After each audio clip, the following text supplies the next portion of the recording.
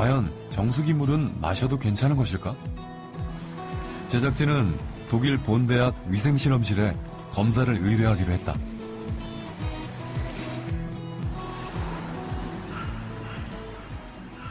이 대학의 수질 분석실. 국내에서 가장 많이 이용되고 있는 정수기를 직접 공수해 갔다. 국내 정수 방식의 80% 이상을 차지하고 있는 역삼투압 방식의 정수기. 현지에서 직접 정수기 물을 받아 검사하기로 했다. 정수기를 거친 물의 수질뿐만 아니라 물속에 함유된 성분까지 분석하는 검사. 특히 제작진이 주목한 것은 미네랄. 과연 정수기 물과 미네랄과는 어떤 상관관계가 있을까? Ein gutes Wasser ist ein ausreichend mineralhaltiges, wohlschmeckendes Wasser bei Temperaturen von 10 bis 12 Grad, das frei ist von Krankheitserregern und nur wenige Bakterien auch enthält, dann das auch gut schmeckt und auch klar ist. Es darf also nicht trübe sein. Das sind die Grundanforderungen, die wir haben an ein gutes Trinkwasser. 독일 본대학 수질연구소에서 검사 결과가 나왔다. 역삼투압 방식으로 정수한 물의 식수 기준 분석에 대한 결과 보고서. 박테리아와 세균 기준치를 초과했다. 무엇보다 심각한 것은 정수기 물이 미네랄이 전혀 없는 산성수라는 사실이었다. 또한 정수기 물은 독일 음용수 기준에 미달이며 장기간 섭취할 경우 건강상 문제를 일으킬 수 있다는 보고서였다. 물은 인간 생명 유지의 필수 요건. 인체에 들어간 물이 각 기관에 영향을 끼치는 데 걸리는 시간은 최소 30초에서 최대 20분.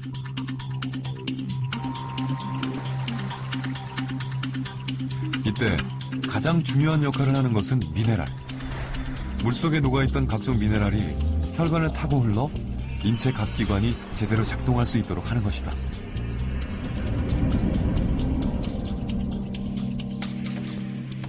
대사 과정에는 여러 가지로 촉매제들이 필요하거든요.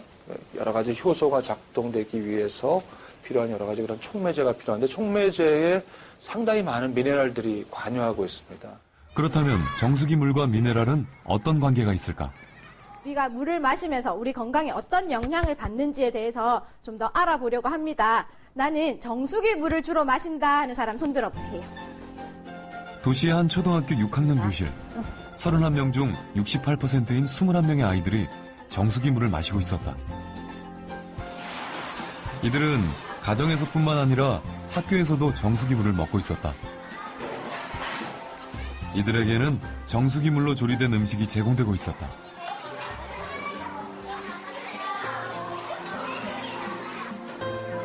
점심 식사를 마친 후 마시는 물도 정수기 물이었다.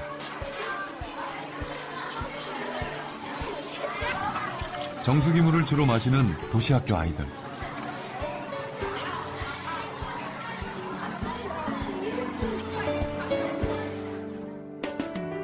이들의 인체 내 미네랄은 어떤 상황일까? 모발 검사를 실시했다. 모발에 함유된 미네랄 성분과 양을 통해 인체 내의 미네랄 상태를 알아보는 기법이다. 인체 내에 미네랄이 부족하면 체액 속의 미네랄이 빠져나와 머리카락에 축적되는 현상에 착안한 검사 기법이다. 정수기 물을 마시는 10명의 도시학교 어린이들을 대상으로 했다. 또 다른 학교. 정수기를 사용하지 않고 농촌 지역 초등학교를 찾았다. 그냥 먹거나 끓여서 먹는 친구들 손 들어보세요.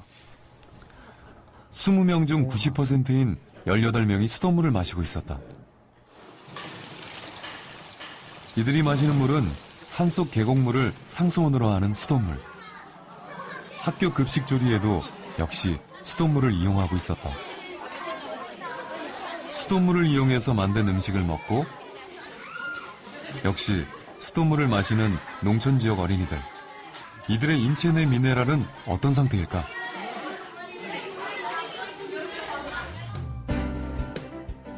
이들을 대상으로 역시 모발 검사를 실시했다.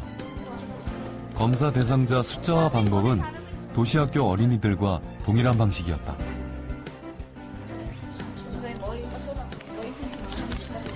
두 학교 학생의 모발 분석은 메디넥스에 의뢰했다.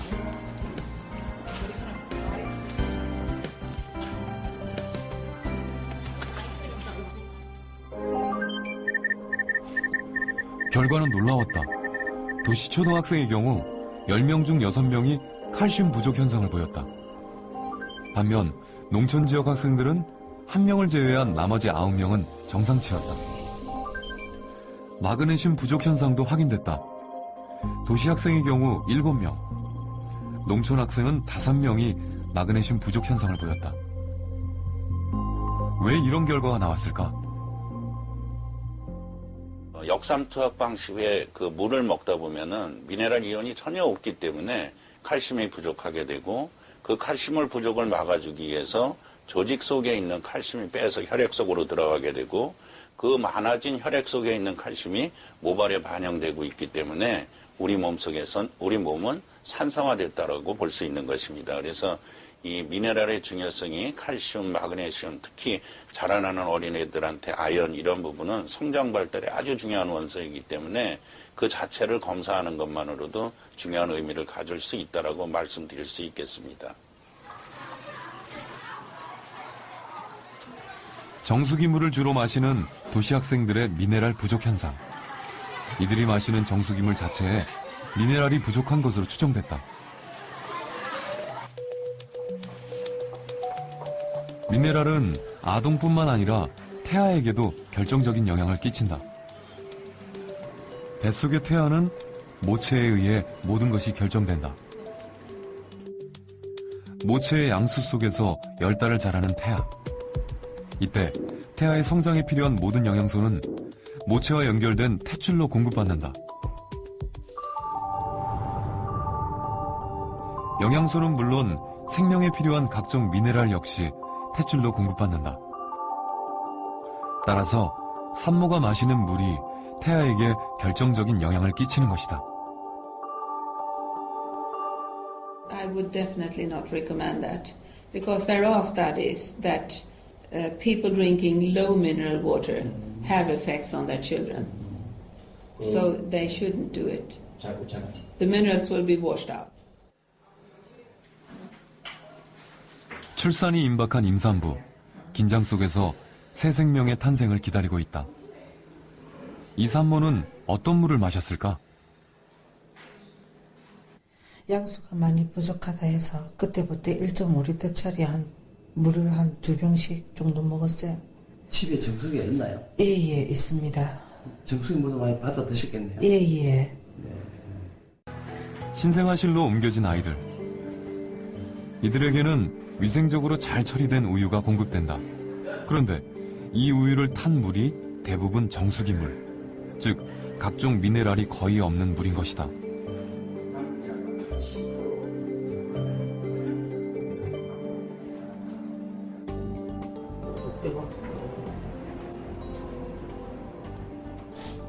소아과 전문의인 김용원 박사.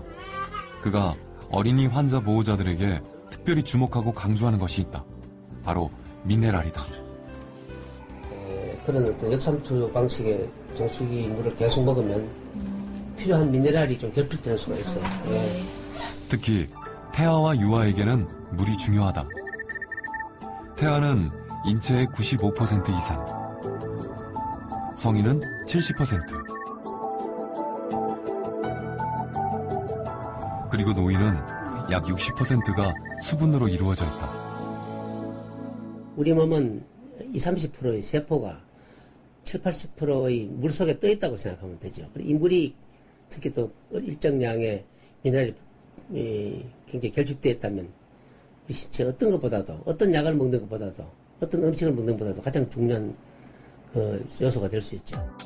울산과학대학에 정수기 물과 수돗물의 미네랄 함유 분석을 의뢰했다. 물속에 함유된 각종 미네랄의 성분과 양을 분석할 수 있는 최첨단 분석기. 분석 결과는 예상을 뛰어넘는 것이었다. 정수기를 통과한 물은 대부분의 미네랄이 제거됐다. 정수된 물은 증류수 상태였다. Water without minerals is like rainwater or distilled water. which we for generations have known that we shouldn't drink because it drains the body of minerals in case you don't get them from other sources.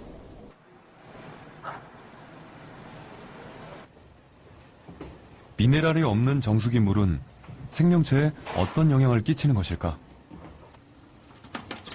미네랄과 질병과의 관련성을 알아보기 위해 동물 실험을 시도했다.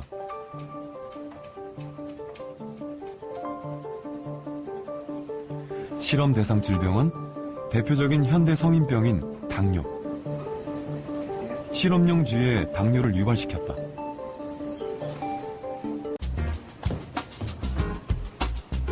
이렇게 당뇨가 발생한 생쥐를 세 집단으로 나눈 다음 각기 다른 물을 공급해보기로 했다.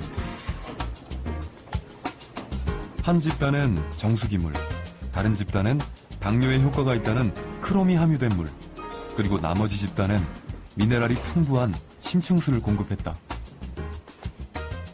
실험 기간은 한 달 정도 잡고 있는 거고요.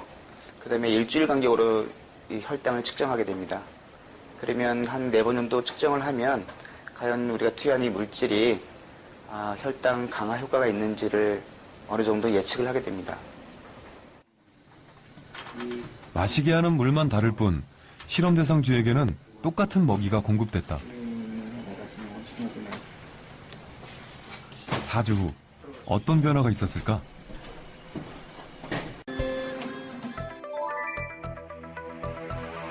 역삼투압 정수기 물을 먹은 쥐의 혈당치는 오히려 높아져 있었다.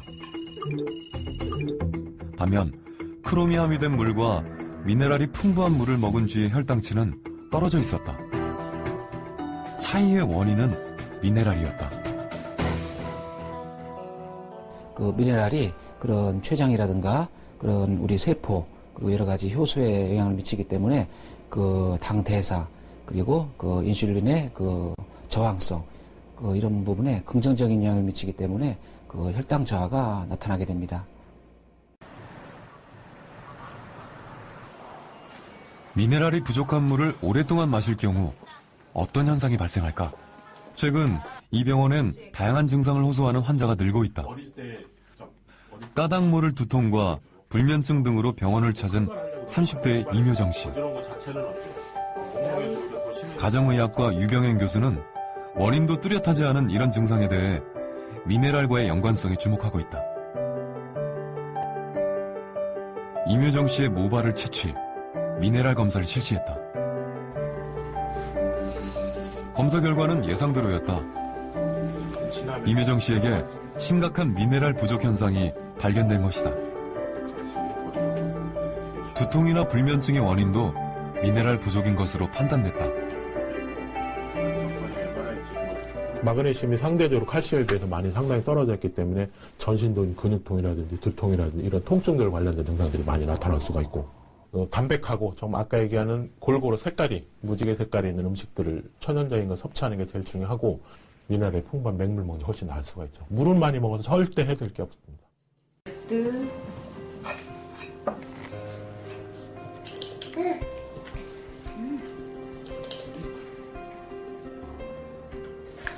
딸에게 먹이는 분유도 이 정수기 물을 이용하고 있다. 미네랄이 전혀 없는 역삼투압 방식의 정수기 물. 이 물로 탄 우유를 먹여도 괜찮은 것일까?